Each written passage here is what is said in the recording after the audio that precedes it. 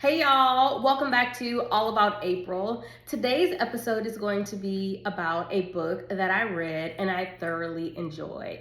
I'm talking about Charlene Carr's Hold My Girl. Now, let me go on ahead and tell you, this book definitely should come with a trigger warning because there are women who have faced the issues that are addressed in this book. And I want to ensure that before you also read it, that you make sure that you read the warnings before it. This review will have some spoilers. If that's not your thing, you can go on ahead and exit out and come back later. But I just want to make sure that I give you a heads up. Now, what are some of the triggers? Well, this book is going to be in relation to women who have struggled with fertility. So they have received IVF treatment.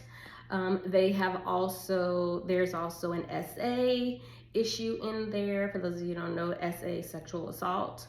So just giving you a heads up in regards to all of those particular issues. Now, let's go on ahead and get started because, Charlene Carr was not wasting any time with this book, all right? Now, there are two characters, Tess and Catherine. Both of them have faced some fertility struggles. Catherine is a married, half Black woman, and she does not work, but her and her husband Patrick, they are determined to have a child. They have supportive family and friends, and so they are going into this completely open-minded. There's also another woman by the name of Tess. Tess does not have supportive family and friends.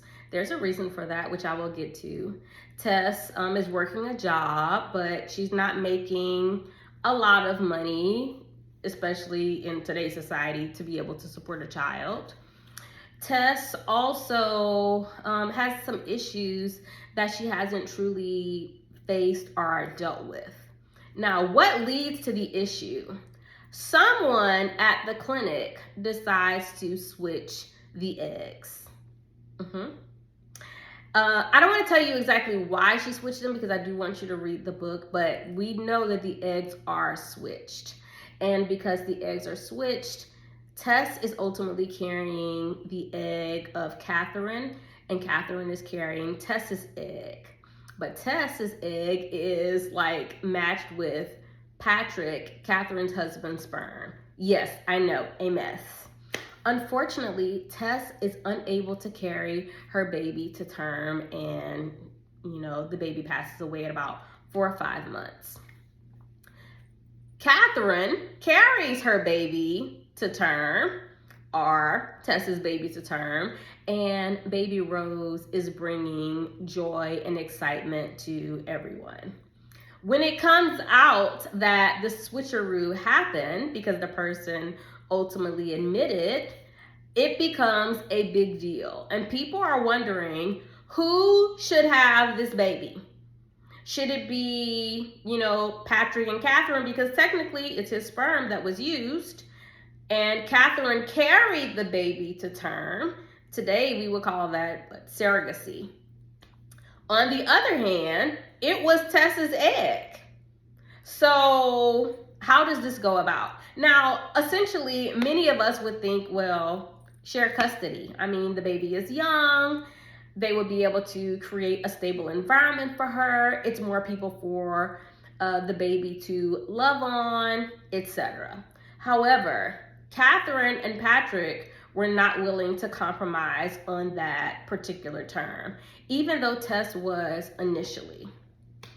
But as time passes on and things come out, we see that there are a whole lot more things to be able to address. So while Catherine seems to be almost like a perfect character, you do begin to see cracks in who she is. She's not working. She's a stay-at-home mom. She finds out that her husband isn't the person that she particularly thought him to be. He makes a very careless error, which, hurt her. And it's just, what does she do?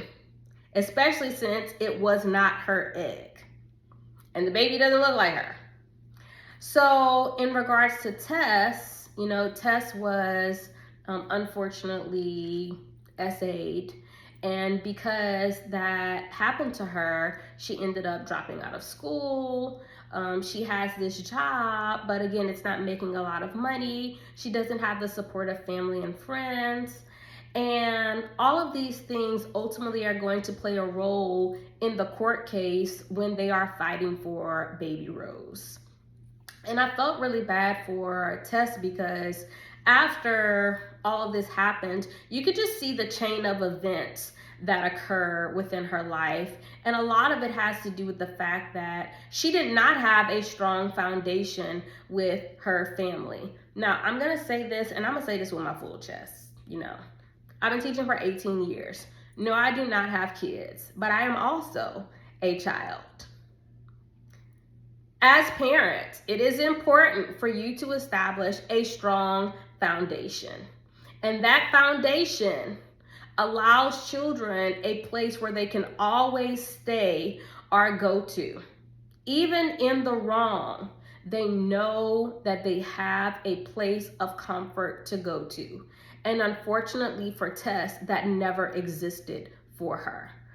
Her mom wanted to be right more than she wanted to establish a foundation and support her child.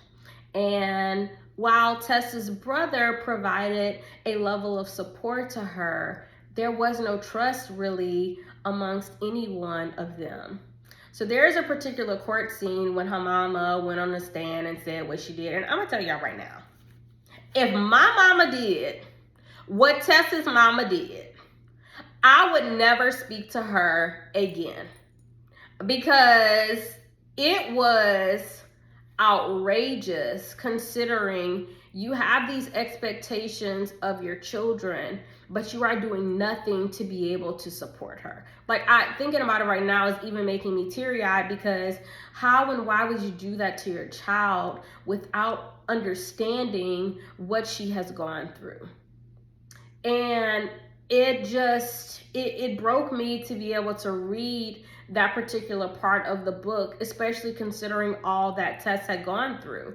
Her husband left her because she continued to miscarry. He's like, you can't give me no babies. Like, we can't be together. We just can't do it. He ended up marrying someone else. And so all of these things happen that lead to this moment for her. But Tess doesn't show up to the last court case, which ultimately affects the judge's decision. And we see that time and time again, Tess makes these decisions, but these decisions are also a part of, again, the foundation that was never established. And I don't want you to think that I'm making excuses for her, but this is a result of things that we see over and over again within society. So I was immensely moved by this, but it also lends the question for us, like, in today's society, who do you think should have the child? Do you think they should share custody? Or do we think that, one person has, a superior chance of raising a baby Rose in that particular case? There were some things where there wasn't a particular resolve. Like, there wasn't a resolve between Catherine and her husband. There was definitely not a resolve between Tess and her mother. Maybe you can see the mama was pretty much done with Tess, and Tess should have, cut that off. But you don't really understand the lengths of trouble that happened with the clinic where the switcheroo happened as well. But we do get to see that there are two people fighting to love a baby girl in society.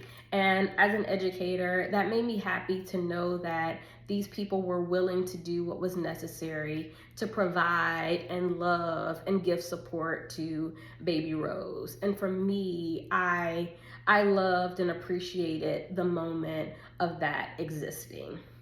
Now, Charlene, girl, I don't know where you came up with this concept, but this definitely was a great read. I want to also add that this was based out in like Canada, so it was not based in the United States. But this isn't to say that these types of issues do not happen here. We don't hear it very often, but I'm interested to know exactly if and when it does happen, like how does the court rule in those particular cases. Like I actually am going to do research on that. And also, what happens to these clinics where the switcheroos happen? Do people have to sign like these forms where the clinic is not liable? Like, can they actually sue in these particular cases? So many questions that, I want to understand from an American perspective. But nonetheless, yes, I did enjoy this book, and I will tell you that you absolutely should read it to get a feel, as long as these triggers are not something that will impact you. So if you have read it, let me know how you felt about Hold My Girl by Charlene Carr. If you have not, go on ahead, grab it so you can join in on the conversation. We want to hear your thoughts, your concerns, your feelings about exactly what happened in this particular case. So, thank y'all for joining me today. Don't forget to like, comment, and subscribe, all of those. And I will see you next time for the next video. Bye, y'all.